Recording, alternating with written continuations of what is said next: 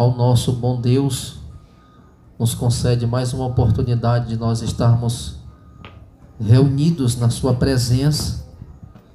Eu louvo a Deus pelo que Ele já tem falado hoje através dos louvores, da mensagem que já foi pregada nesta noite.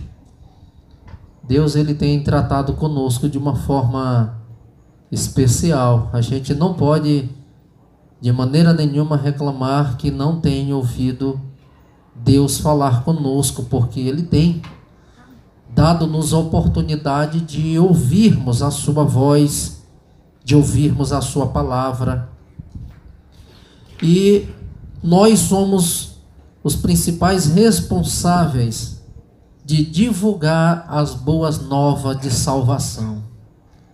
O Senhor incumbiu esta igreja de divulgar as boas novas, de falar do amor de Deus, de falar da sua graça, de falar de milagres, prometer milagres e milagres acontecer. Está sobre a responsabilidade da igreja do Senhor Jesus, esta incumbência de divulgar as boas novas.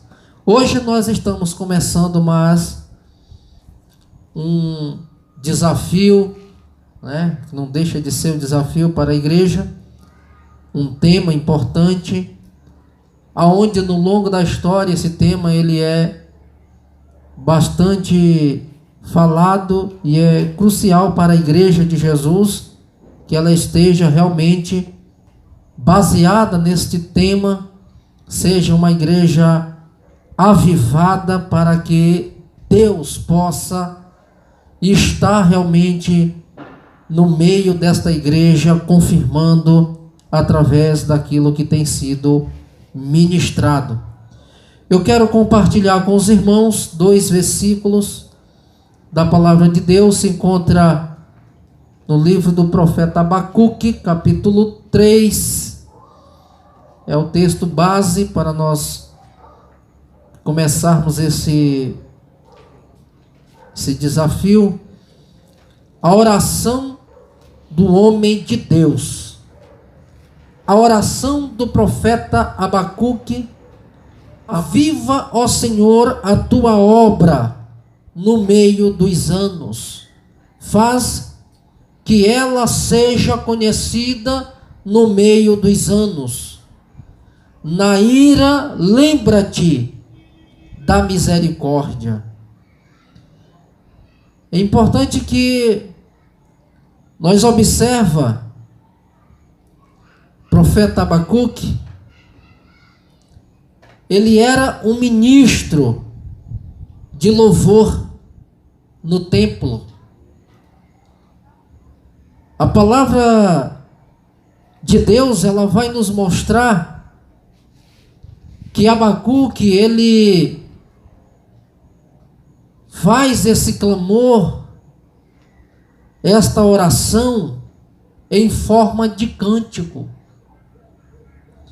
E uma das coisas que Abacuque, ele observa o contexto do povo de Judá naqueles dias, que eles tinham se afastado da presença de Deus e deixado os princípios do Senhor. E Abacuque, no capítulo 2, ele tem uma visão do que iria acontecer com aquele povo por causa da desobediência deles. E Abacuque, nesta visão, ele vê o Senhor punindo o seu povo. E o próprio Deus diz que mostra a Abacuque que não seria muito distante daqueles dias. E Abacuque, na sua oração intercessória, ele mostra aqui uma coisa importante, que ele diz: lembra-te, Senhor, na ira, lembra-te da tua misericórdia. É como se Abacuque ele estivesse dizendo para o Senhor: no exercício da tua punição, lembra-te, Senhor, da tua misericórdia. Abacuque está mostrando realmente, orando a Deus,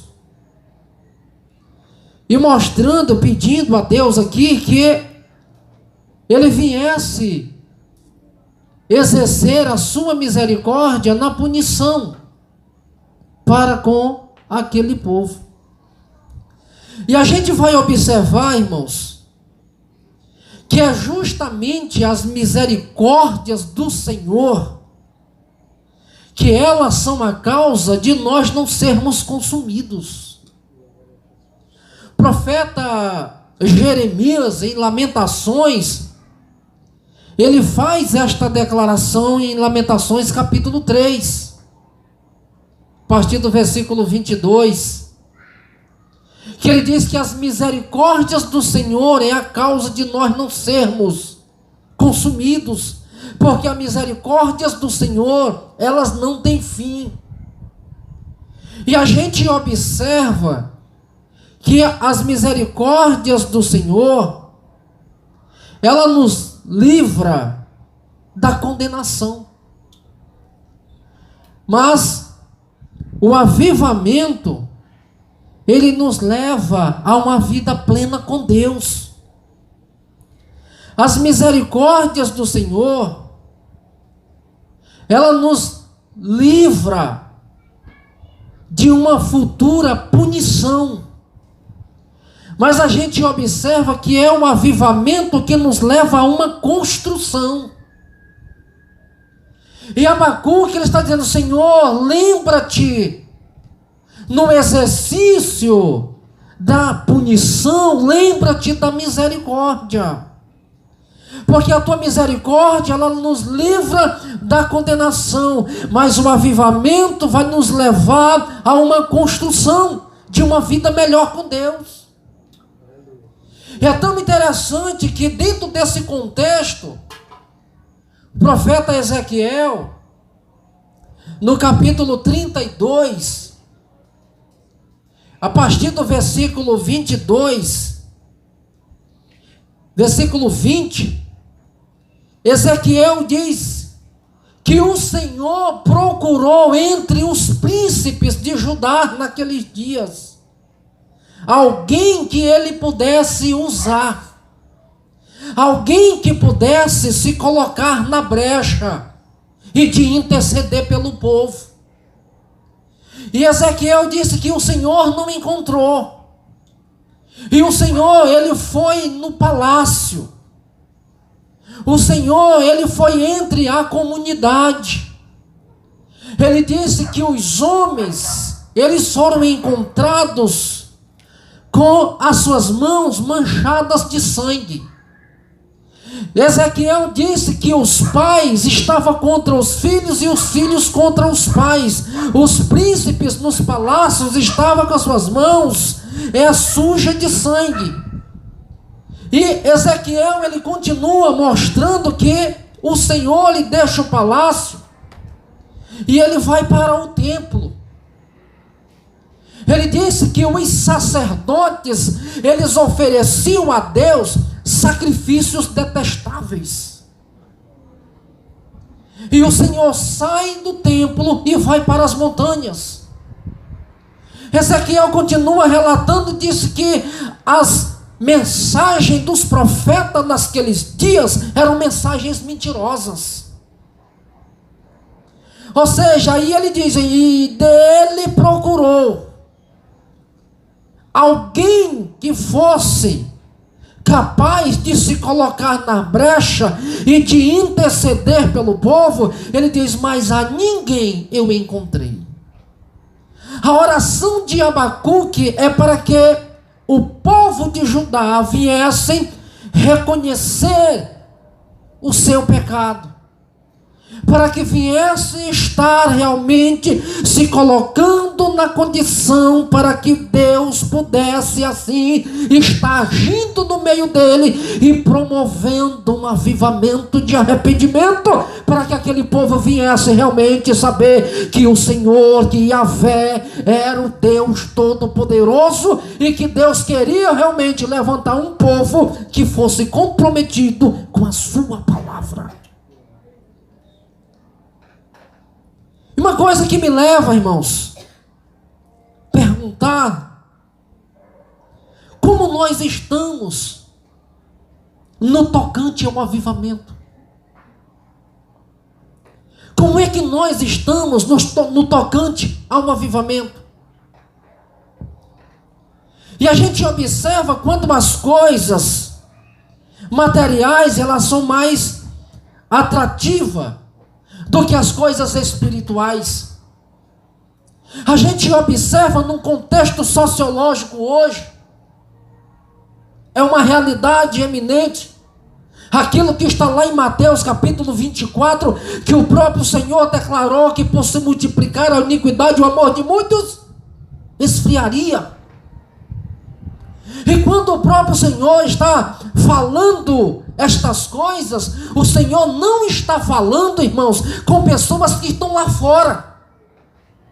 O Senhor está falando com pessoas, irmãos, que estão dentro das igrejas. Porque ele diz, por se multiplicar a iniquidade, o amor de muitos. Se nós formos fazer uma correlação com aqueles que estão lá fora, eles ainda não provaram do amor de Deus. Como é que pode esfriar uma coisa que ainda não tem? Então o Senhor Jesus, ele está falando justamente com pessoas que uma vez provaram do amor de Deus, que foi aquecido pelo Espírito Santo e deixou de buscar a presença de Deus, e por causa da multiplicação da iniquidade, diz, o amor de muitos esfriarão. Por que Jesus está dizendo isso? Porque quando eu falo como é que está a nossa vida no tocante o avivamento, eu estou falando o seguinte: como é que está a nossa vida hoje como cristão, quais são os valores que nós temos realmente dado aquilo que é de Deus, o que tem nos atraído, o que é que tem enchido os nossos olhos, são as coisas de Deus ou são aquilo que nos traz benefícios próprios? Eu vi um certo homem de Deus comentando o seguinte: será que uma vida lá no campo, na fazenda, ela é mais atrativo para alguns do que estar na casa de Deus? Será que um dia em uma praia ou em um lugar de lazer é mais atrativo do que estar em um culto na presença de Deus? Ele diz o seguinte: para muitos esses ambientes são mais atrativos para aqueles que não estão realmente provando de um avivamento. É mais atrativo para eles do que estar em um culto de louvor ao Senhor. É por isso que há a pergunta: como é que está a nossa vida no tocante ao avivamento? Porque uma coisa que nós temos que fazer uma correlação com a palavra de Deus é se aquilo que está lá fora, ele nos atrai mais, chama mais a nossa atenção do que aquilo que é apresentado aqui dentro. Isso denuncia que a presença de Deus em nossas vidas está distante. Está distante. Porque o que vai realmente nós levarmos a priorizar em primeiro lugar o reino de Deus é quando nós estamos perto do Senhor, é quando nós nos aproximamos de Deus. Quando nós nos aproximamos de Deus, nós nos distanciamos daquilo que não edifica. E uma das coisas, irmãos, que nos leva a refletir nesta noite é quando estas coisas elas já não nos constrangem mais. É quando nós olhamos para o pecado e o pecado não traz mais um constrangimento para nós. Quando nós olhamos para estas coisas e levamos e dizemos às vezes que isto é relativo, que isso é a si mesmo, é como se nós estivéssemos nos distanciando, ou já estamos distante da presença de Deus, a ponto do pecado já não constranger. E uma das coisas que eu quero tratar com os irmãos, é o primeiro ponto: que tipo de avivamento nós estamos precisando? Essa é a primeira pergunta. Que tipo de avivamento nós estamos precisando hoje? E eu coloquei aqui um avivamento de arrependimento. Um avivamento de arrependimento é quando mais nos aproximamos de Deus, mais nós nos distanciamos do pecado. O avivamento que nós precisamos é aquele avivamento que nos leva, que nos aproxima de Deus e nos leva realmente a renunciar propostas que nos afastam da presença de Deus. É quando alguém te faz uma proposta que você observa e que esta proposta ela não compatibiliza com a fé que você professa, com a decisão que você tomou. Quando você observa estas propostas e você a renuncia, você diz não. Por quê? Porque estas coisas não te edificam, elas não vai mudar a tua vida em nada, ela não vai somar em nada. Quando estas coisas têm de te afastar de Deus, você diz não para elas. Porque quando nós nos associamos a estas coisas, nós vamos incorrer no erro de pecar contra Deus e Ele se afastar de nós. Por quê? Porque tudo aquilo que vai de encontro aos princípios de Deus, isso nos afasta.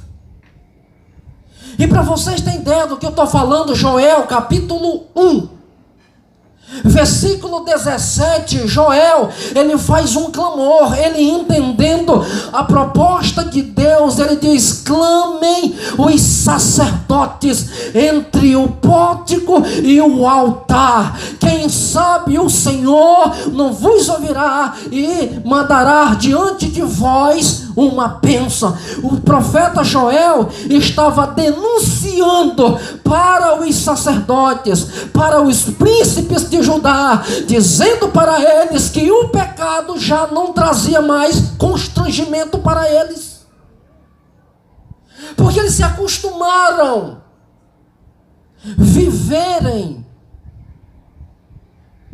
no pecado, que o pecado já não era mais motivo de constrangimento.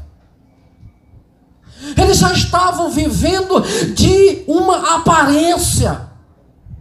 A gente observa dentro do contexto de Joel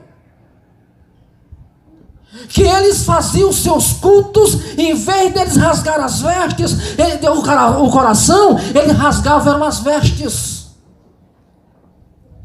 E Joel diz assim: ei, clame ao Senhor.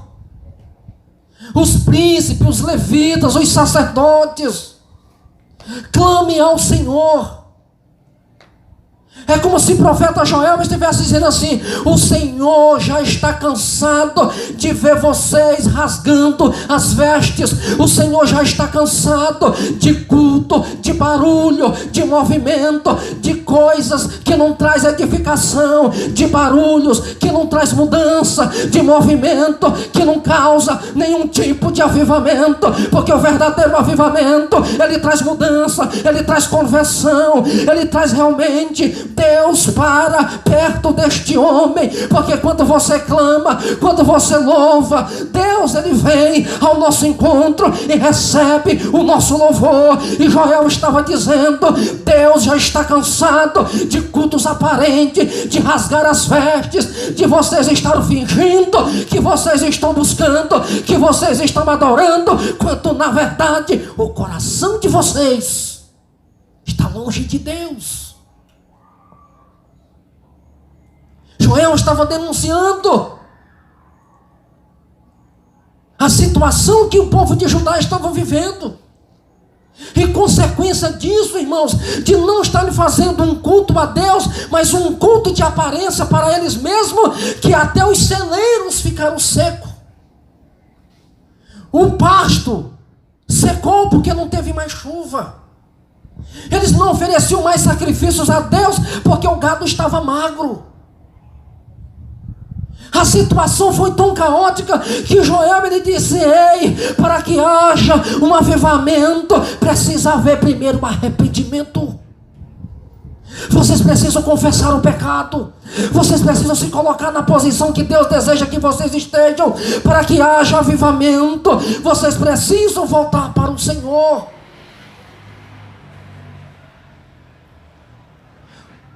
Joel estava mostrando para aquele povo, irmãos, que era melhor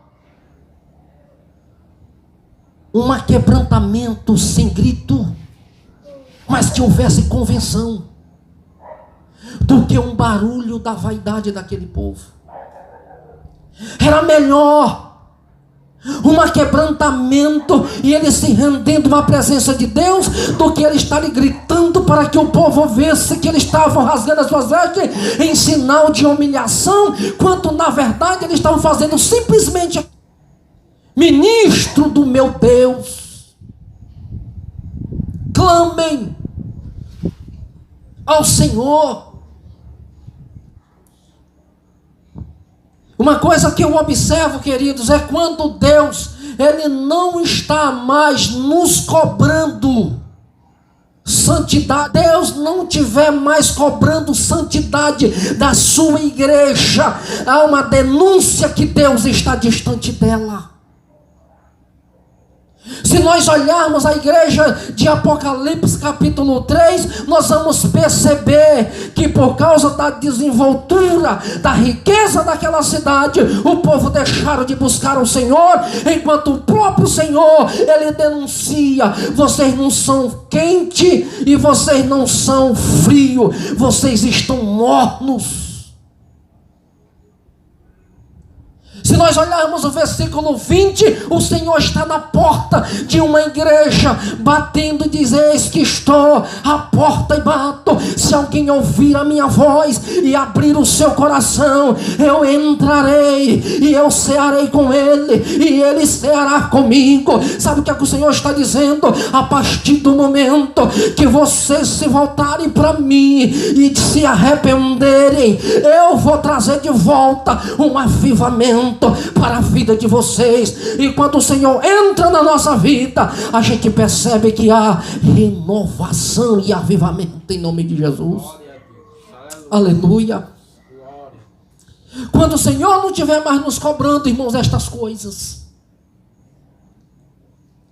há um grande risco dele não estar mais. Porque, irmãos, porque a igreja de Jesus sempre foi cobrada por ele avivamento, santidade, espiritualidade. Então, quando as coisas lá fora estiver sendo mais atrativo do que aquilo que está sendo apresentado, aqui dentro nós temos que tomar cuidado. Segundo ponto, um avivamento que começa pela liderança. Um avivamento que começa pela liderança. Eu volto a repetir o capítulo 1 e o versículo 13 de Joel. Joel está clamando justamente para a liderança do povo daqueles dias, porque quem era responsável por oferecer a Deus sacrifício era os sacerdotes. Quem era que era responsável por interceder pelo povo diante de Deus era os sacerdotes, e eles não estavam fazendo o seu papel, eles não estavam promovendo um culto de louvor a Deus, pelo contrário, ele era o responsáveis por o povo estar na condição que estava. Se não houver conversão aqui em cima, não vai haver avivamento aí embaixo. Se houver arrependimento, vai haver um avivamento. E a gente percebe que Joel está falando para os sacerdotes, para os líderes daqueles dias: se vocês se arrependerem, se vocês mudarem, se vocês buscarem o avivamento, este povo vão desfrutar, porque é responsabilidade de vocês promover o avivamento para a igreja. Aleluia. Um avivamento tem que começar pela liderança. E uma coisa que eu observo: se a liderança de uma igreja não for uma liderança comprometida com estas coisas, a igreja ela é o reflexo da liderança. Se a liderança não é avivada, a igreja não vai ser avivada. Se a liderança não falar de ensino, de doutrina, a igreja não vai saber o que é doutrina. Se a liderança não falar do que é avivamento, a igreja não vai desfrutar de avivamento. Por quê? Porque tudo começa no altar. É por isso que o profeta Joel, ele diz assim: clame os sacerdotes, ministros do Senhor, entre o pórtico e o altar. Quem sabe o Senhor não vos ouvirá e mandará diante de vós uma bênção. O que a gente percebe hoje, irmãos, é que muitas lideranças estão saindo, estão deixando de fazer estas coisas e estão cobrando da igreja. Está cobrando. Então, pastores que estão deixando as suas funções de ministro, de intercessor, de orador. Por quê? Porque quando eu falo de liderança, eu falo num termo geral. Porque a liderança, ela tem que ficar na retaguarda do rebanho. É a liderança que é responsável por conduzir bem o rebanho. É sobre a liderança que está a responsabilidade de promover avivamento. É sobre a liderança que está a responsabilidade de trazer uma sã doutrina. É sobre eles que está a responsabilidade de apresentar o rebanho diante de Deus. E este rebanho tem que ser apresentado diante de Deus com perfeição. Está sobre quem? Os líderes. É por isso que Joel não foi para o povo. Eu estou baseado no texto. Joel foi para a liderança dos seus dias. Quando eu falo de liderança, não estou falando apenas de pastor. Eu estou falando de todos aqueles que exercem funções. No geral, quem é o responsável por um maior avivamento na igreja? O pastor. Mas quem é responsável por um maior avivamento na EBD? A líder da EBD. Quem é responsável por um maior avivamento na classe da EBD? É o seu professor. Quem é o maior responsável por um avivamento na classe do discipulado? É o professor de discipulado. Quem é o maior responsável por um avivamento no seu departamento de evangelismo? É o líder do evangelismo. Quando Joel está falando, ele está falando de liderança. Clame os sacerdotes, ministros do Senhor. Clame ao Senhor entre o pórtico e o altar. Quem sabe o Senhor não vos ouvirá e mandará diante de vós uma bênção. Tudo começa no altar, irmãos. É vida no altar, vida consagrada a Deus. Quando Elias, está dentro do contexto, quando Elias chegou para o rei Acabe, qual foi a primeira iniciativa de Elias? restaurar o altar que estava em ruína. Porque é no altar que Deus fala, é no altar que Deus revela, é no altar que Deus transmite a sua mensagem, é no altar que Deus tem bênção, é no altar que Deus, Ele transmite o seu propósito para o seu povo. Então quem sobe, quem é ministro do altar, tem que estar nas mesmas condições para ministrar as verdades de Deus. O que a gente tem observado às vezes, pessoas vêm ministrar a palavra, já aconteceu várias vezes comigo. Eu estar em cultos, a pessoa vai pregar e pergunta onde é que está aquele versículo. E a gente recita o versículo, e aquele versículo é o tema da mensagem que o cara vai pregar naquela hora. A minha pergunta é: ele se preparou para pregar? Ele não se preparou. Ou seja, não está tratando as coisas de Deus com zelo. Está tratando as coisas de Deus nem como Ele trata as coisas para Ele mesmo. Porque a gente observa aqui dentro desse contexto que o próprio Deus, falando para Malaquias, olha a responsabilidade, irmãos, daquilo que a gente tem que apresentar para Deus e quais as condições que nós temos que estar para apresentar para o Senhor. O Senhor fala para Malaquias, depois vocês vão ler o texto em casa, Malaquias capítulo 1, a partir do versículo 6. O Senhor faz uma reclamação para Malaquias, que ele diz que o povo estava apresentando a ele sacrifícios de gado cego, coxo, manco, magro. E o Senhor disse assim: diga para eles, aqueles sacrifícios que estão, vou parafrasear, que estão apresentando a mim, mande que ele leve para os governadores, para os reis, para os prefeitos da cidade. Se eles receberem, eu também receberei. Você sabe o que é que o Senhor estava dizendo? Vocês estão oferecendo algo a mim que vocês não fariam para vocês mesmos, nem para vocês. Ou seja, vocês estão me dando coisas que vocês não querem, não recebem, e nem o que vocês estão fazendo isso serve para vocês. Não serve. Porque aquilo que vocês estão oferecendo não é bom. Não é bom. E outra coisa, irmãos, vou encerrar. Isso aqui só é um aperitivo.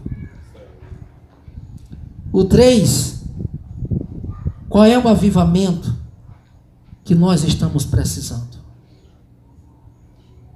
Um avivamento de prioridades. Porque às vezes a nossa prioridade é tanta coisa, né, irmãos? Às vezes a gente se preocupa mais com aquilo que vai trazer benefício para nós mesmos do que aquilo que é para o Senhor.